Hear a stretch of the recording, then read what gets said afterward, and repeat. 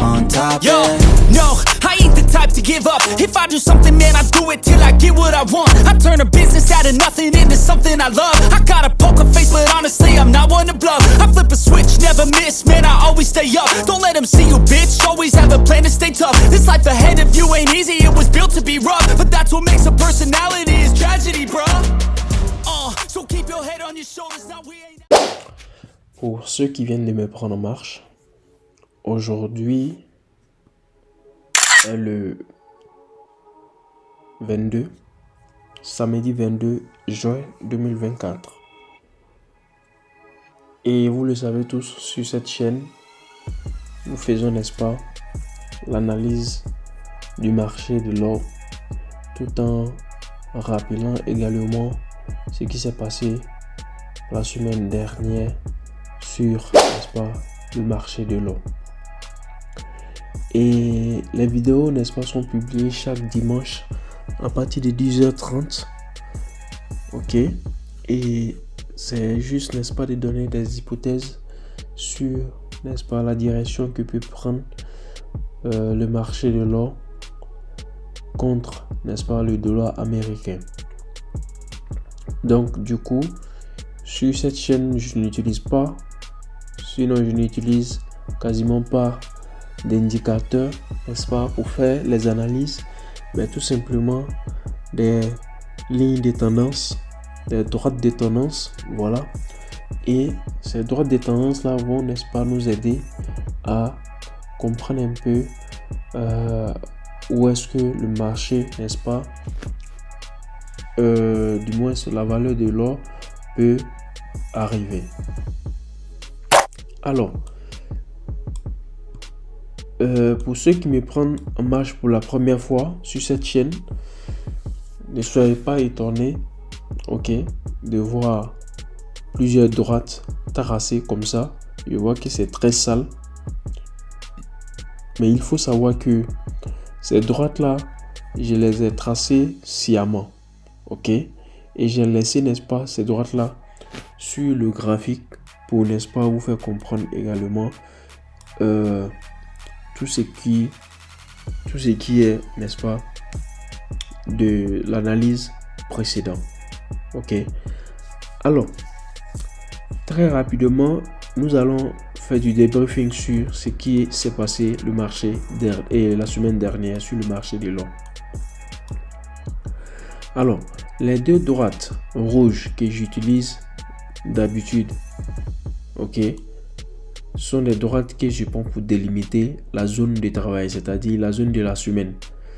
Tout ce qui s'est passé ici, c'est, n'est-ce pas,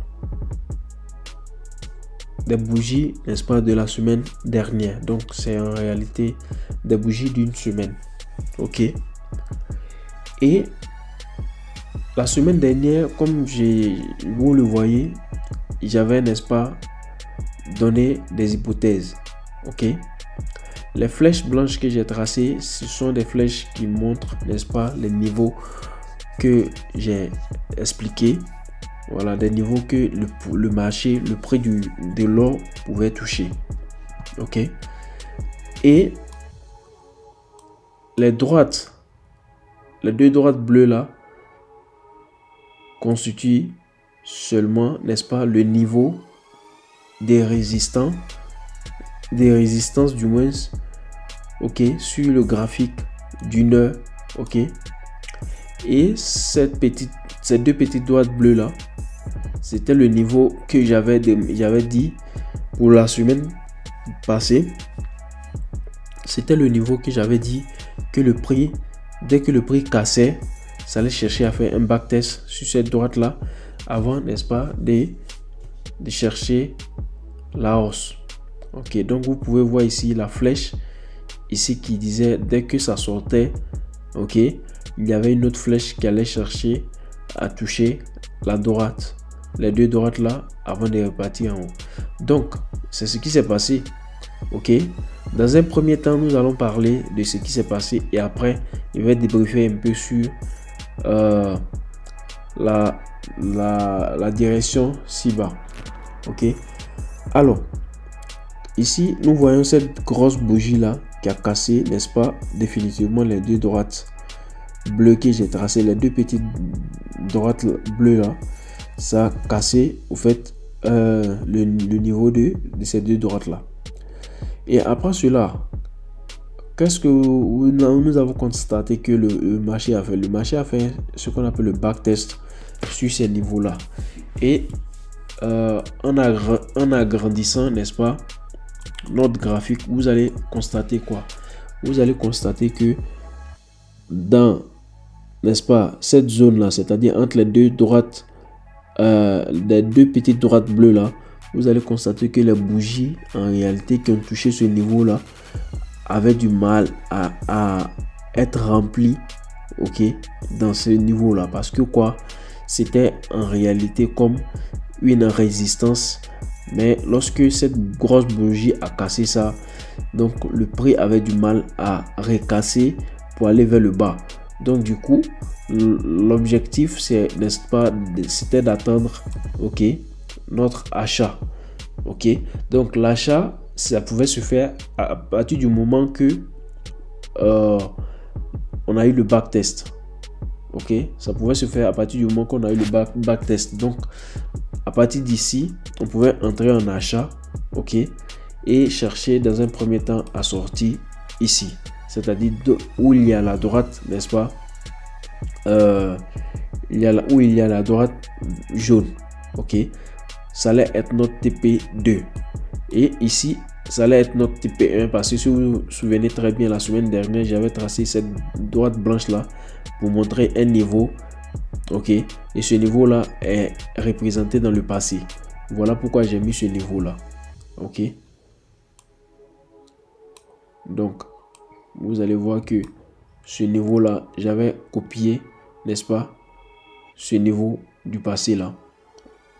Ok, donc après ça, vous avez vu que le TP1 a été touché. Et dès que le TP1 a été touché, si vous partez sur les time frames, les petits time frames, vous allez constater quoi? Vous allez constater que effectivement à ce niveau là aussi, il y a eu un backtest. Donc je vais vérifier ça. Ok, je vais sur le graphique de 15 minutes. Ok, sur le graphique de 15 minutes.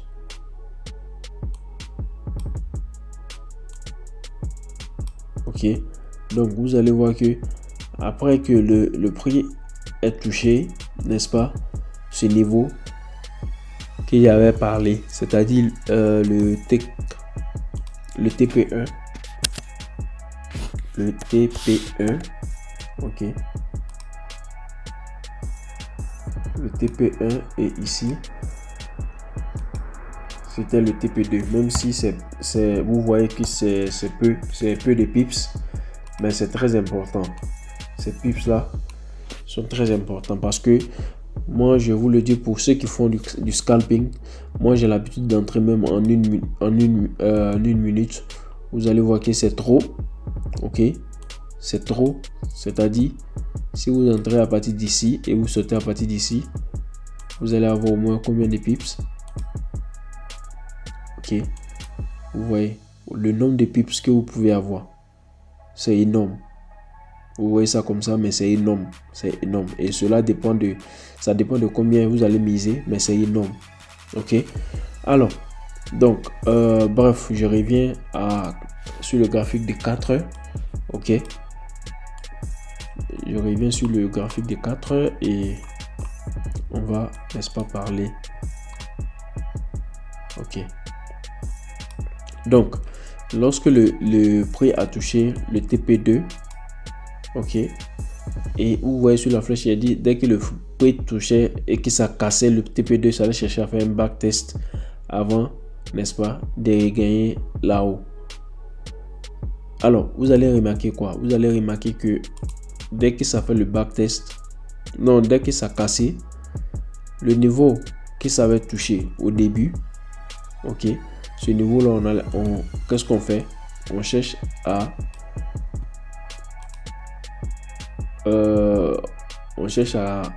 je vais mettre ça comme ça.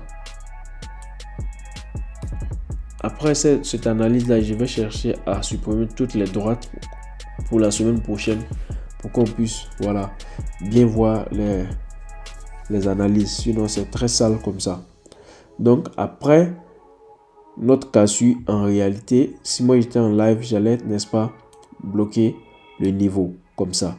Et j'attendais à ce que pour pouvoir entrer, n'est-ce pas, pour aller vers le haut, j'allais attendre une confirmation, c'est-à-dire une autre bougie qui allait casser cette ligne-là et chercher maintenant à entrer pour sortir sur NTP3 ici. Mais lorsque vous constatez, vous voyez que la bougie, sinon les deux bougies rouges là, ok, ont cassé tous les niveaux précédents et on s'est retrouvé, n'est-ce pas, dans la zone morte, c'est-à-dire la zone de résistance qui est un peu, n'est-ce pas, la zone de résistance du time frame d'un jour. Ok, je vous ai parlé dans le passé que les deux droites bleues là que vous voyez tracées grand là représentent, n'est-ce pas, une zone, c'est-à-dire dans ces deux droites là, entre l'intervalle, c'est une zone, n'est-ce pas, qui en réalité le prix doit casser, ok, avant de se retrouver ici vers le bas. Donc est-ce que la zone a été cassée? Non, parce que la bougie en réalité que vous voyez là, ça a été légèrement, parce que vous voyez, ça rebondit, ça a cassé, mais ça rebondit parce que ce n'est pas plein ici. Donc nous allons attendre, ok, que dans un premier temps ça cherche à casser, ok, faire un backtest et chercher les niveaux du passé. Les niveaux du passé, il y a ce niveau là, il y a également ce niveau là qu'on peut également tracer, mais nous allons nous fier seulement à notre droite jaune que nous avons tracé dans le passé, n'est-ce pas, pour nos niveaux. Alors, puisque vous expliquez un peu ce qui s'est passé la semaine dernière, ok, c'est vrai que on avait prédit que peut-être le marché pouvait arriver très haut, mais hélas on a fait seulement que deux TP, ok, TP1 et TP2. Donc pour la semaine prochaine, nous allons voir dans un premier temps, chercher à délimiter notre zone de travail comme j'ai l'habitude de le faire. Donc du lundi 24 jusqu'au vendredi 28, ok, donc jusqu'au vendredi 28. Donc tout ce qui va se passer la semaine prochaine sera dans cette zone là, ok. Alors comme vous pouvez constater, la bougie, ok, la bougie s'est fermée en rouge, ok. Alors la logique voudrait qu'il y ait continuation, n'est-ce pas? Mais puisque vous savez, lorsque vous voyez un peu les deux droites bleues qu'il y a tracées dans le passé là, ces deux droites là avec les niveaux, vous voyez un peu que c'est incliné, mais ça montre un peu la direction du haut, ok. Donc ça veut dire quoi? Le prix vient, ok, le prix vient, ça se couche dans la zone, mais au fur et à mesure que ça se couche, ça cherche, n'est-ce pas quoi, ça cherche le futur, ok, c'est-à-dire ça cherche la hausse, ok, ça cherche la hausse. L'hypothèse de la semaine prochaine, dans un premier temps nous allons chercher, n'est-ce pas, je vais chercher ma flèche, ok. Donc comme je le disais, la bougie s'arrête en couleur rouge, donc vous savez que c'est la baisse. Nous allons continuer dans un premier temps avec, n'est-ce pas, cette couleur là. Donc sûrement pour la semaine prochaine, le premier mouvement cherchera, n'est-ce pas, à descendre vers ce niveau là, c'est-à-dire un niveau que ça va respecter, un niveau du passé que ça va respecter. Dans un deuxième temps, ça peut chercher, n'est-ce pas, à faire un backtest, parce que quoi, il y a un niveau également ici que vous voyez, et bien avant ça, et après ça du moins, ça va chercher à casser, n'est-ce pas, Et dès que ça casse, ça fait également un backtest avant de rejoindre un peu ce niveau-là. Ok. Ce sont les niveaux du passé que ça a touché. Vous voyez un peu. Ok. Ça, c'est dans un premier temps. Dans un deuxième temps, c'est peut-être, puisque je vous ai dit que cette zone, c'est-à-dire ces deux droites bleues là, ce sont des zones, n'est-ce pas, sur le graphique d'un jour, donc qui sont bien difficiles à casser. Donc si, puisqu'on a eu ce petit mouvement là qui n'a pas pu bien casser la droite, la zone, du coup on peut voir un mouvement vers le haut la semaine prochaine. Ok, à ce niveau là, ça va respecter ce petit niveau là avant, n'est-ce pas, de descendre juste un peu pour pouvoir respecter ce petit niveau là également, et après ça casser jusqu'à revenir également à ce niveau que ça a créé dans le passé. Ça je vais enlever. Ok, donc voici à peu près les deux mouvements qui peuvent se créer la semaine prochaine. Ok, c'est-à-dire il n'y aura pas comme d'habitude un mouvement aussi un grand mouvement, au fait, un mouvement de volume. Donc il y aura tout simplement un petit mouvement, mais je ne pense pas que ça va dépasser ces deux zones là. Je vais mettre la droite en pink, mais élever ça comme ça, vous allez voir la différence, les zones de la semaine prochaine que nous sommes en train de viser. Ok, donc tout va se passer dans ce mouvement là. Ok, donc vous allez attendre, n'est-ce pas, que la bougie casse les zones. Vous allez attendre la confirmation avant d'entrer sur le marché. Donc je pense bien que avec ça j'ai pu, n'est-ce pas, donner un peu une idée sur comment est-ce que vous pouvez voir un peu l'orientation, sinon la direction que peut prendre la valeur de l'or la semaine prochaine.